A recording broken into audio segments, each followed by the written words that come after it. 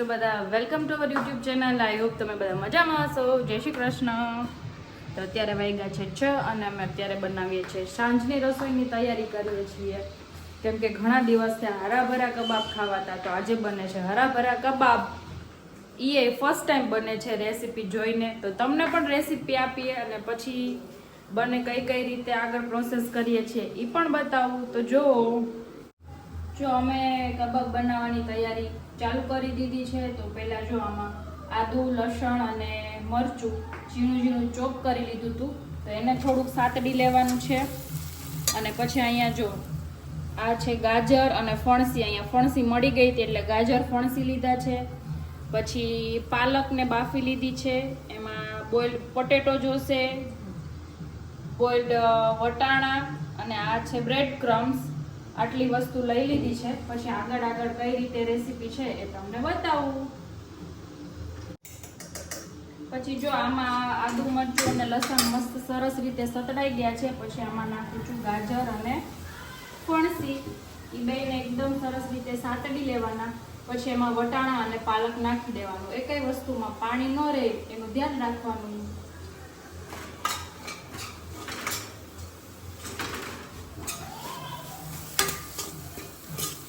એકદમ સરસ સાતડવા દેવાનું.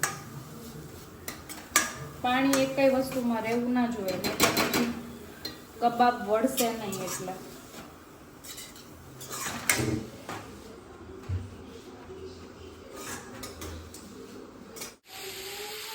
જો આમાં પાલક અને વટાણા બે નાખી દીધા છે અને થોડીક એવી હળદર નાખી છે. અને બધું આમાં સરસ રીતે સોટે કરી લેવાનું. અને મોઇસ્ચર જરાય રહેવું જોઈએ નહીં. આમાં સરસ બધી વસ્તુને મિક્સ કરી લેવાનું. પછી બધી વસ્તુ ઠરી જાય પછી એને ગ્રાઇન્ડ કરવાનું.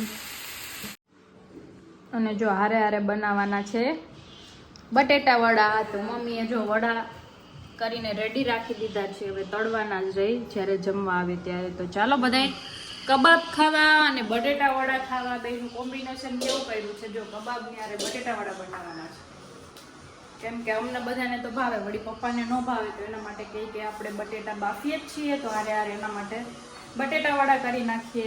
તો વડા કરીને રાખી દીધા છે. હવે તળવાના જ બાકી છે. અને હવે તમને આગળની પ્રોસેસ બતાવું. જો આ મસાલો હતો એને પીસી નાખ્યો છે. એકદમ કેવો મસ્ત ગ્રીન કલર આવ્યો છે. હવે આમાં બધાય આપણા રૂટીનના મસાલા નાખવાના છે, એ તમને બતાવું. તો એમાં નાખ્યું છે મેં પનીર અને બોઇલ્ડ પોટેટો. તો બે ગ્રેડ કરી લીધું છે. તો પહેલાં એ નાખી દેવાનું. પનીર નાખવું હોય તો નાખવાનું, ઓપ્શનલ છે. પછી એમાં નાખવાનો થોડો સંચળ પાવડર, પછી ગરમ મસાલો, પછી ધાણા જીરું અને નિમક જેટલું જોઈતું હોય એટલું નાખવાનું. કેમ કે બટેટા બાફવામાં નિમક નાખ્યું હતું એટલે આપણે આમાં ઓછું નાખવાનું. હવે એને બધાને સારી રીતે મિક્સ કરવાનું. અને પછી એમાં નાખવાનું મેઇન ઇન્ગ્રીડિયન્ટ્સ તો રહી જાય છે. આમાં નાખવાનું છે જે બેસણ હોય ને એ રોસ્ટ કરી લીધો છે, શેકી લીધો છે. તો 2 ચમચા જેટલું એ નાખી દેવાનું. અને સરસ બાઇન્ડિંગ આવે એના માટે નાખવાનું છે બ્રેડ ક્રમ્સ. 2 ચમચા જેટલું એ બે ચમચા જેટલું નાખવાનું. અને હવે બધું સરસ પ્રોપર મિક્સ કરી દેવાનું.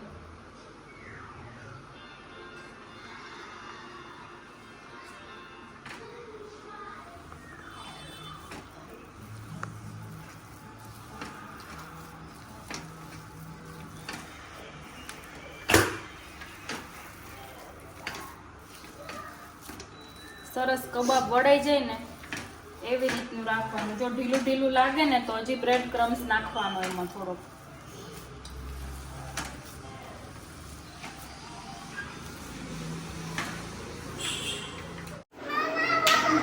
હા બનાવી દો. જો આધ્યાને જો અમારા આધ્યા જો બટેટું લઈને ફરે છે. કાલને એને ચિપ્સ રાઈડે લાગી ગઈ છે.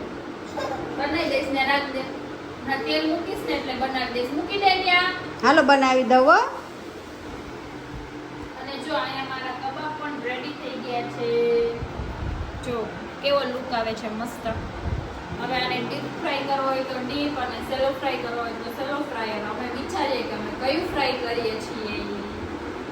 તો જેને જેને કબાબ ભાવતા હોય એ લોકો આવી જાજો કબાબ ખાવા માટે. હવે થોડાક બાકી છે.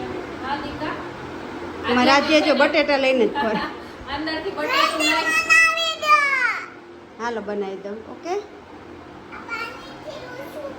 અંદરથી બટેટું લઈ આવે છે ને મને મમ્મી નાખી જાય છે કાની ચિપ્સ બનાવી દો. તો ચાલો મારું કામ પૂરું કરી લો પછી મળીએ. જો અહીંયા કબાબ મસ્ત રેડી થઈ ગયા છે. જો